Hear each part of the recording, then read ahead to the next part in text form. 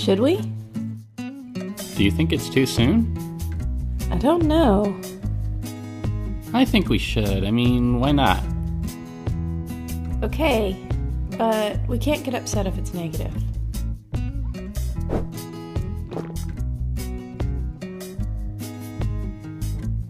Alicia and I had been trying to get pregnant for a few months with no luck. It was becoming clear that events of this nature rarely happen according to a set plan. We reminded ourselves that things take time. The doctor said a year or more was common.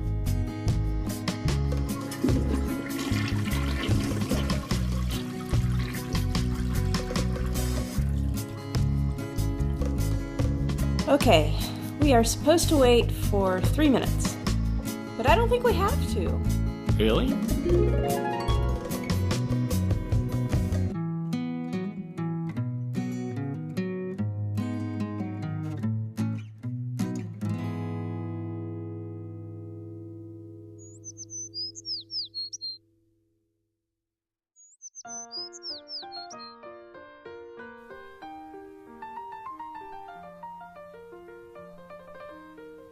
You're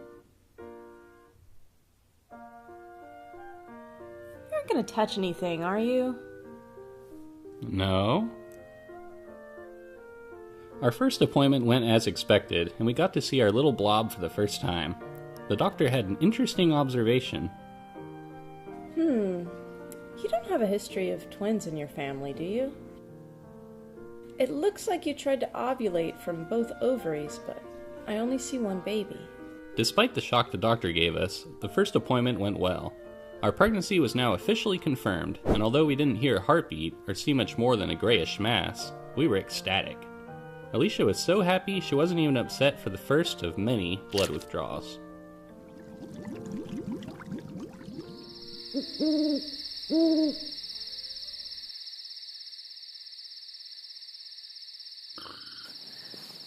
I don't feel very good.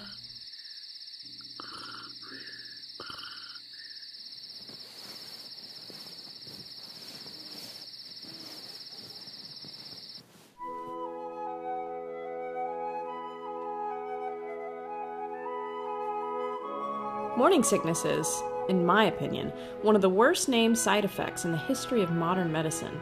It should be called forever sickness. What started off as a general queasy feeling, I don't feel too well, turned into something much worse.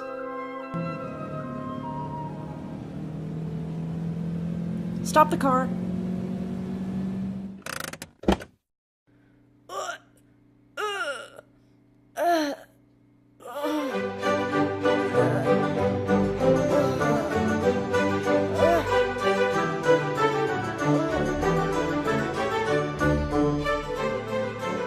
Why are you doing this to me? I'm just driving. Well, you can choose less bumpy roads.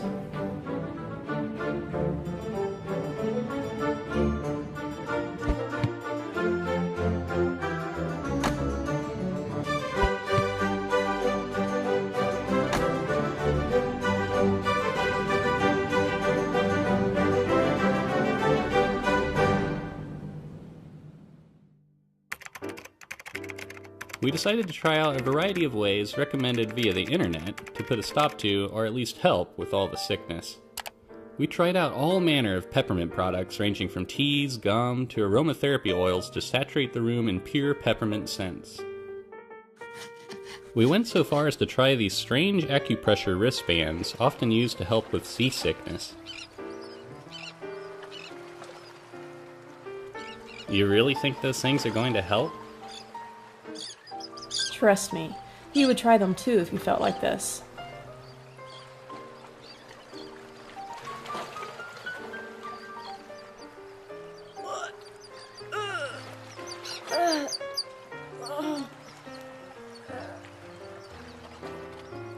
For a time, these techniques provided some comfort, that is, until the aversions began. Alicia soon discovered the mere hint of anything peppermint related would send her into an instantaneous vomit. All mint foods and scents were banned from the house. What's in your mouth? Nothing.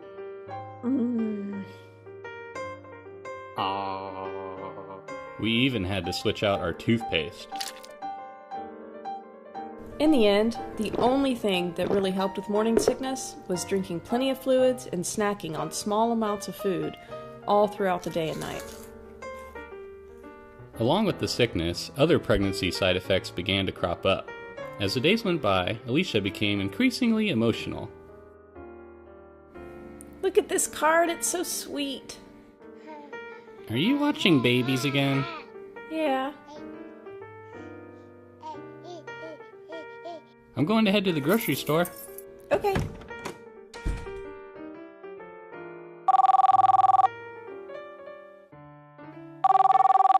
Hello? Are you okay? When are you coming home? I've only been gone 20 minutes, sweetheart. I'll be home soon. I'm home! I was worried something terrible had happened to you.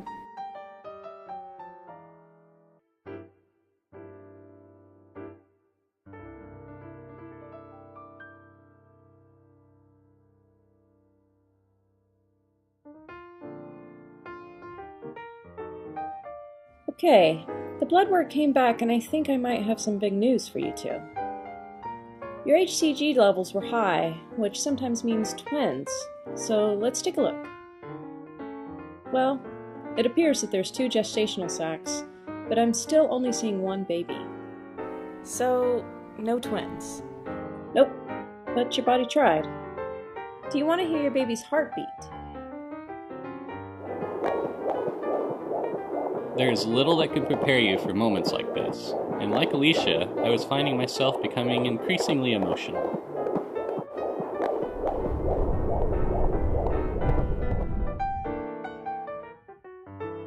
Should we? Yeah, I feel comfortable with this. Me too. Okay, here it goes.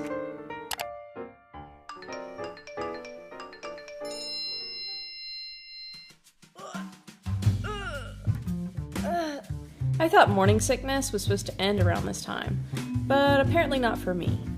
New symptoms were beginning to show, not the least of which was back pain. I have to throw up again. I also developed an aversion to water. The only way I could hold down fluids was if they were flavored in some way. My go-to drink was water with a twist of lemon. Due to Alicia's severe nausea, the task fell to me to keep the house in working order. I soon developed a skill for multitasking I never knew I had. I eventually reached a state of calm preparedness I came to think of as the Zen of Dad. I began to feel a sense that I had everything under control, and more so, I was becoming ready for the responsibilities of parenthood. You're so good to me. I am the water that flows with the tide. What did you say? Nothing. About 2 weeks into the second trimester, my morning sickness began to go away. I had resolved myself to the possibility of never feeling good again, and this newfound vitality allowed me to enjoy my pregnancy physically as well as emotionally. We were getting close to the halfway mark, and the fast approaching anatomy scan where we would finally be able to tell the sex. Anxious to find out, we took to the internet to try out some old wives' tales. The first test involved urinating on baking soda. If it fizzed, it signaled a boy, and no fizz meant a girl. Ours didn't fizz. Next was the acne test. If a woman has acne, it's a girl. If not, then a boy. 1 point for boy. The key test supposes if a pregnant woman is offered a key and grabs it from the narrow end, she's having a girl. I grabbed narrow. The Mayan gender test has the mother's age at conception added to the year of conception. Even means girl, odd is a boy. If your baby has a heartbeat of 140 or above, it's a girl. 1 more point for girl. The extreme morning sickness test says if you have it past the first trimester, it's a girl. I don't think I have to tell you how that one turned out. Here's an odd one. If you hang a ring from a string and it swings in a circle, you're having a boy. If it swings back and forth, then it's a girl. Ours swung back and forth. Finally, there's the go-to test involving how you carry. If you carry high, it's a girl, and low, it's a boy. In the end, we scored 2 for boy and 5 for girl. At 13 weeks, we went in for our third ultrasound scan in order to run a few standard tests on the baby. We were told it would be too early to get a definitive answer on what the sex would be, but asked the doctor to give a guess. She guessed girl. We were told not to get too excited, as it was still a little early. At around 15 weeks, our little girl was the size of an orange, according to the baby fruit chart. We were very excited and started thinking Alicia was beginning to show.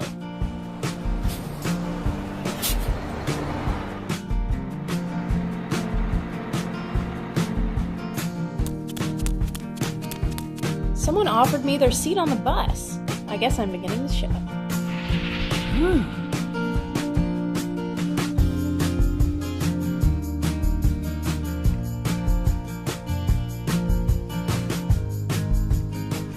When you're going through something this life-changing, the world around you changes too. We began noticing pregnant women everywhere. Your ears perk up at the mere mention of babies. It was exciting to feel part of a club of moms, as people around me began noticing my belly.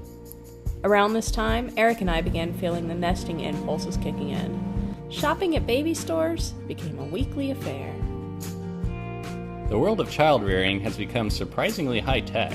We saw children's toys that require smartphones, strollers that can tell you how long you've walked and give you weather updates along the way, baby monitors that send video via Wi-Fi, not to mention the mesmerizing swings that hypnotize every passerby. I was drawn to the children's books as fond memories started rushing back to me. The realization came to me that I was about to be able to introduce someone else to all these fantastic stories. On the other end of the store, Alicia was having similar feelings. Look at this one! Cute! So cute! Cute! We flew home with all our new baby stuff, and each week more was collected. Our bedroom was transforming into the baby's room as we selected swatches of color and began to decorate. This was when I went through the rite of passage all fathers-to-be are subjected to, putting together the furniture. Why would they do this to me? Why? Why?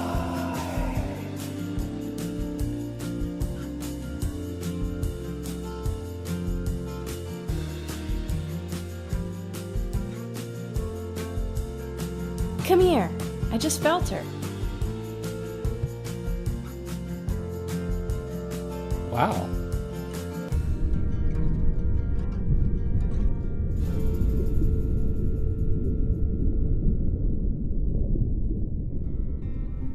We had told everyone we knew our baby would be a girl, and were quite sure of it of ourselves. But we couldn't help but feel a slight bit of apprehension as we waited for the ultrasound technician to give us a definite answer. It's a girl. In a few weeks, I was scheduled to spend a month in the Australian outback as part of fieldwork required for my dissertation. I needed to get approval from my doctor in order to convince the university I was fit for travel. She agreed. If I am careful and smart, I should be fine. I bought my tickets that week. It was hard to know Alicia would be on the other side of the world and pregnant without me. Nevertheless, we knew well ahead of time that this trip was a possibility, so I had to come to terms with it. Promise me you won't carry anything heavy. And don't overexert yourself. If you need to take a break, let someone know. Also, stay hydrated.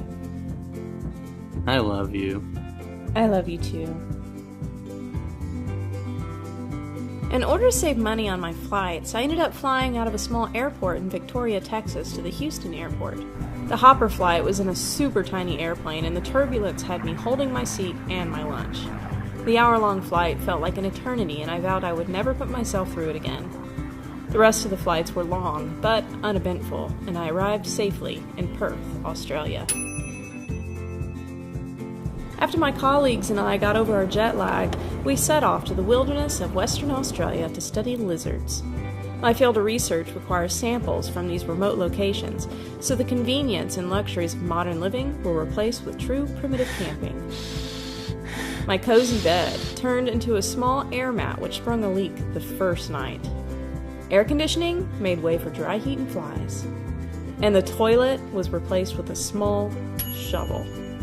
Along the way, there were flat tires, bugs, and sharp foliage, but also quite a bit of natural beauty.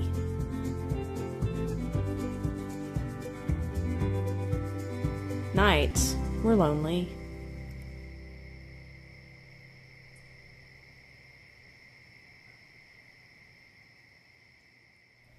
On my side of the world, my imagination ran wild with images of Alicia's adventures in the outback. Occasionally, Alicia was within cell phone range and could text with me. These brief conversations helped ease my mind and made the time go by just a little bit quicker.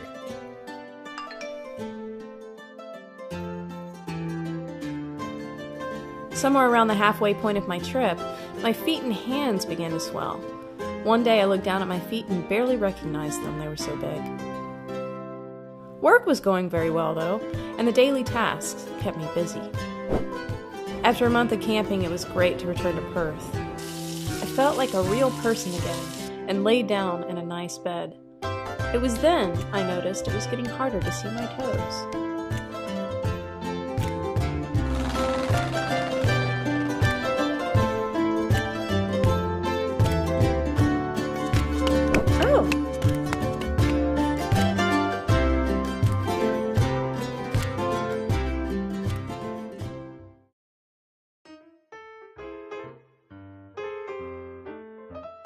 Can you bring me my tea?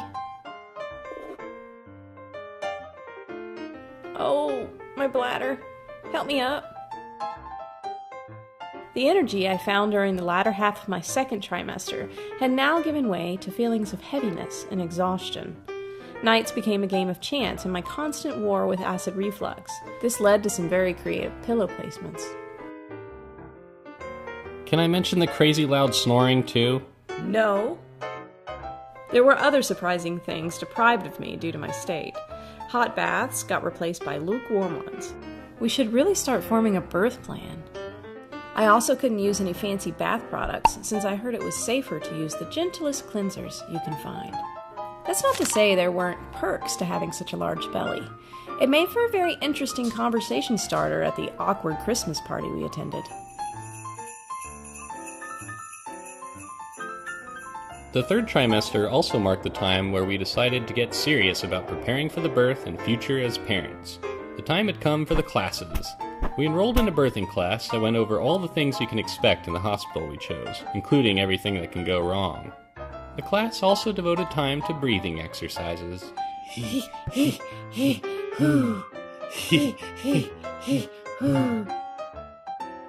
And there was a prerequisite how to change a diaper lesson. But trust me, it doesn't take long to become an expert in this department. With a head full of knowledge, we were beginning to feel ready for the big day. We need to write the birth plan out still. Oh, right.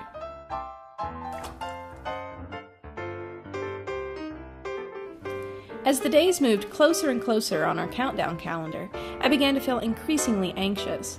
I was ready to get this thing going as my level of discomfort grew with itchy stretch marks, acid reflux, and an obviously giant belly. Hey, you look like you're ready to pop. Yeah, I know, right? I'm as big as a freaking whale. Yeah, I was ready. Our hospital bag was packed with all the essentials, our car seat was ready to go, the nursery was ridiculously close to being complete. Now all we had to do was wait. And write out our birth plan. Remember? We were days from the expected due date, and I was trying everything I could to get things moving along. Don't worry, it'll happen soon. Any day now, I suspect. Yeah, I know.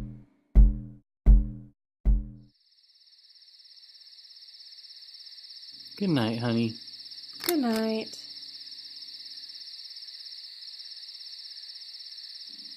Eric. Eric. Yeah, sweetheart? I think my water just broke.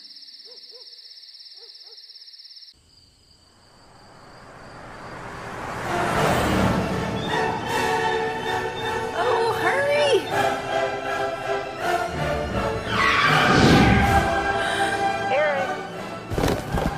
Eric! Eric!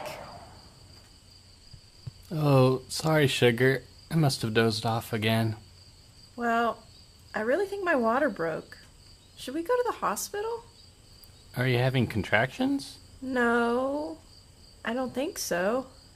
I think we're supposed to wait till contractions start. We should probably rest, too. We're gonna need all the energy we can get. Yeah, I think you're right. Well, I'm gonna go ahead and pack the car anyways, in case we have to make a mad dash for the hospital. You sound excited. After packing the car, Eric went straight back to sleep. I, however, couldn't help but stay up a little while longer, trying to feel for any signs that the time had really come. I thought my water had broken, but it wasn't dramatic like in the movies. To put it bluntly, it was either a leak from a punctured sac, or I kept peeing myself a little, which is something a pregnant woman unfortunately has to deal with occasionally. I may have napped a bit, but I definitely didn't sleep that night.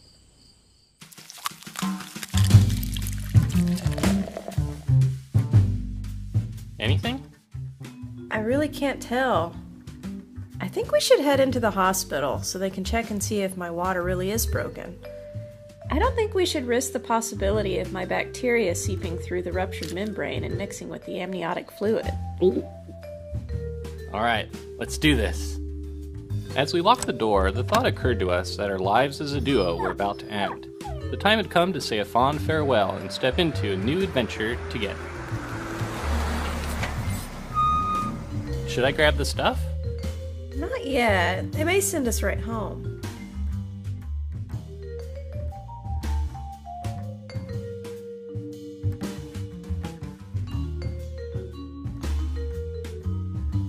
Alright, I'm gonna take this back and see if there's any signs of amniotic fluid. I'll be right back.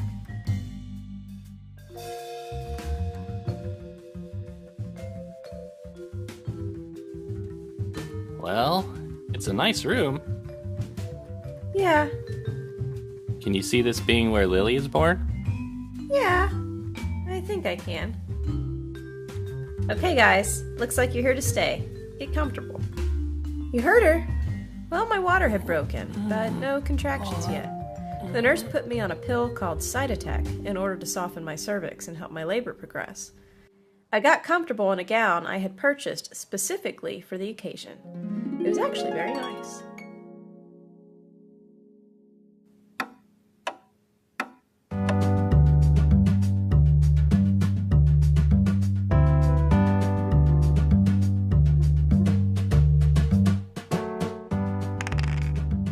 It was 5 p.m. and still nothing.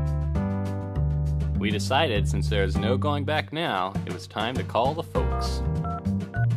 Yes, I'm already at the hospital. It could be a while still. Oh, you're coming now? Okay. Mom? Mom? I think she hung up on me.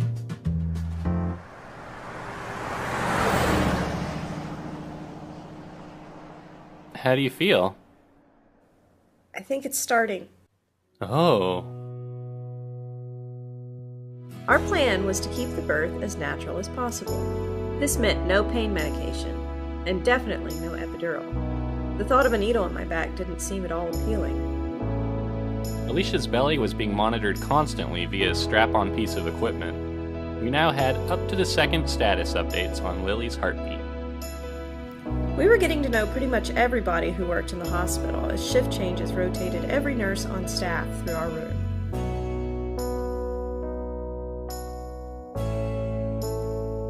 Alright, let's check that cervix. After several hours of increasingly intense contractions, I thought for sure we were on the right track. Well, unfortunately, you're still only of 1 centimeter dilation. I'm going to recommend Pitocin to help your body along. Let's do it. This is when things started to get rather intense. Oh. I feel like someone's taking an axe to my back. Should you try your breathing exercises? He, oh. He. Oh. I quickly discovered the best way to help Alicia cope with her pain was to shut up and be an object for her to hold on to, like a stone. I also started noticing a strange quirk she used to help her with the pain. She fidgeted with her fingers as if she was counting. Besides her fingers moving in the occasional but small exclamation, Oh. Alicia was surprisingly silent. Alicia, I think your mom is outside the room. Do you want me to let her in? No visitors. I can't let them see me like this.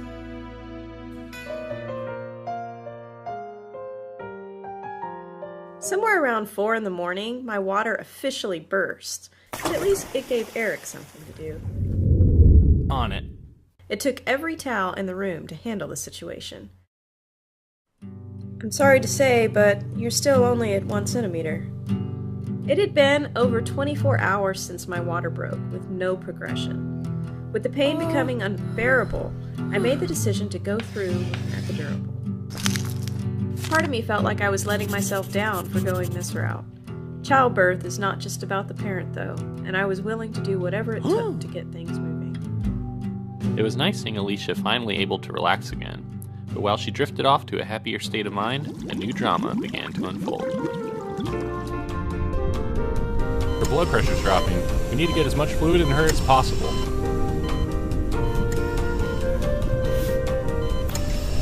She's shaking. Should she be shaking? It's a common reaction to the epidural. Try not to worry.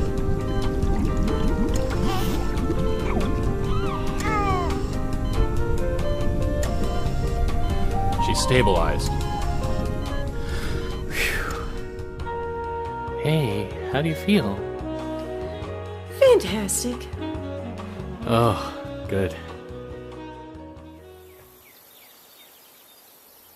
For an hour, we both got some much-needed rest.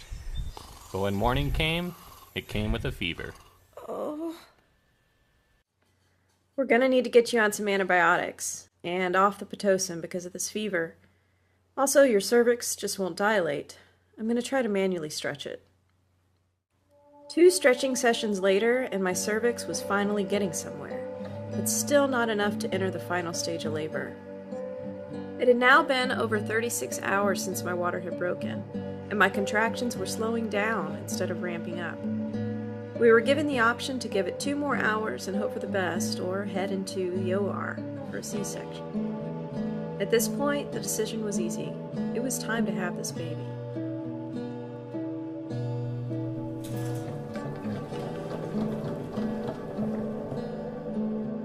We have to take her into prep now. Someone will come get you shortly. I'll be there soon, sweetheart. The next 15 minutes were some of the longest I've ever experienced. I spent some of it updating anxious family members.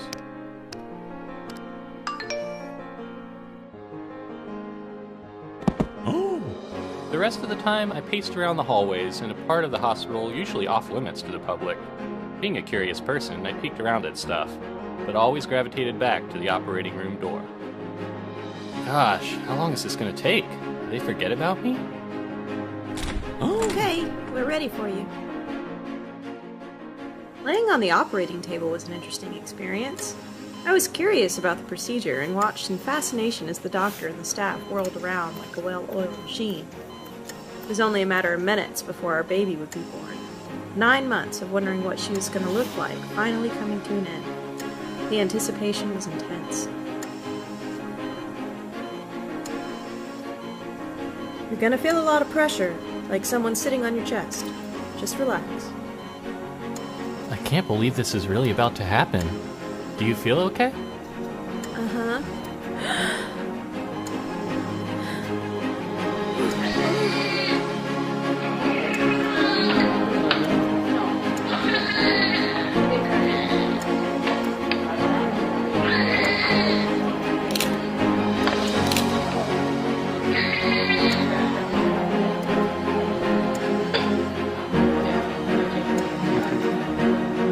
She's perfect.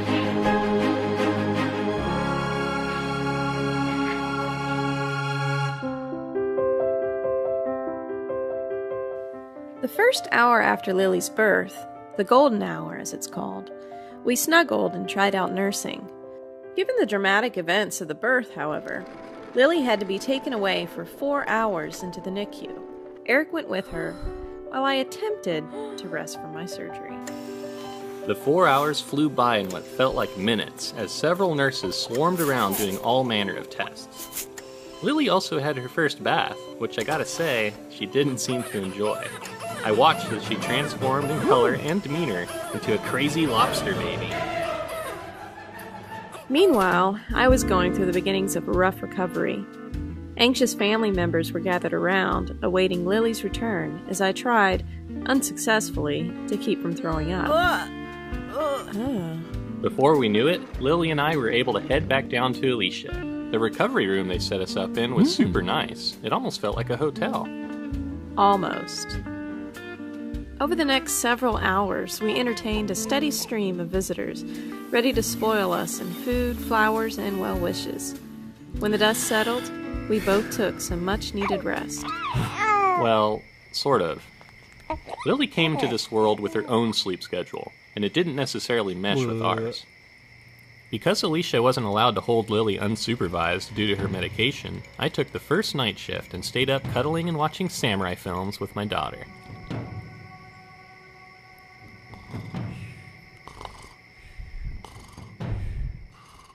When you're in recovery, it's actually quite difficult to find time to rest. On top of nursing Lily every 2 hours, nurses were coming in the room frequently to check on the two of us. Recovering from a C-section is rough business. I developed something called postpartum puffs, which is a cute name for an incredibly itchy belly. 36 hours after my epidural, it was finally time to try to stand on my own. As I got out of bed, I felt like I was going to fall through the floor. Over the next few days, I slowly tried to get used to walking around again. Heading to the restroom was a highly uncomfortable endeavor for a number of reasons. All things aside, it was nice to have this extended time in the hospital. Before we knew it, our bags were packed and I was downstairs making sure the car seat was properly installed. Less than an hour later, we were driving off into the sunrise and headed into the next big adventure of our lives, the so-called 4th trimester.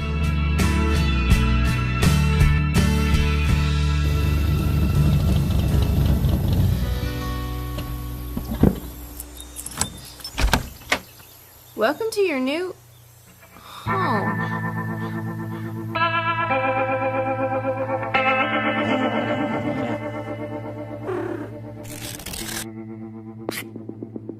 Oh, right. We have pets. Ooh. Our house was already full before we brought Lily home, and now, introducing a new life into the mix came with challenges. The first order of business was introducing Lily to everyone. Gaia is our oldest and generally most calm pet. Sleeping for lengths of time is her favorite hobby, and eating is her passion. Our major concern with her was getting too comfy around Lily, like falling asleep on her head comfy. As expected, she took to Lily very well. Luna, on the other hand, was a bigger concern. Luna is, hands down, the craziest cat I've ever met. She's the type of cat that randomly freaks out at the drop of an invisible hat. She'll eat your cords. No, not my headphones. Thinks biting is affection. Ow! My toe! And will let you know when it's time for food in the rudest possible ways. She was pretty indifferent about Lily, though, and so long as her needs were met, she was good. Kazuo took to Lily in a very different way. Kazuo has always been a strange dog. He likes affection, but rarely returns the favor. He's maybe licked my hand twice, which was always a big deal.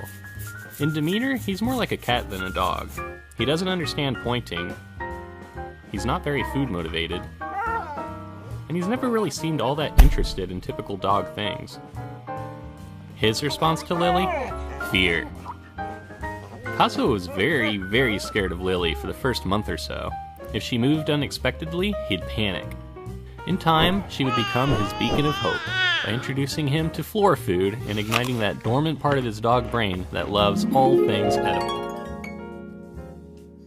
Well, I think they're going to be cool with her. Yeah. With introductions out of the way, we began to settle into life at home with a newborn. We were starting to get to know Lily more intimately, and it was completely fascinating.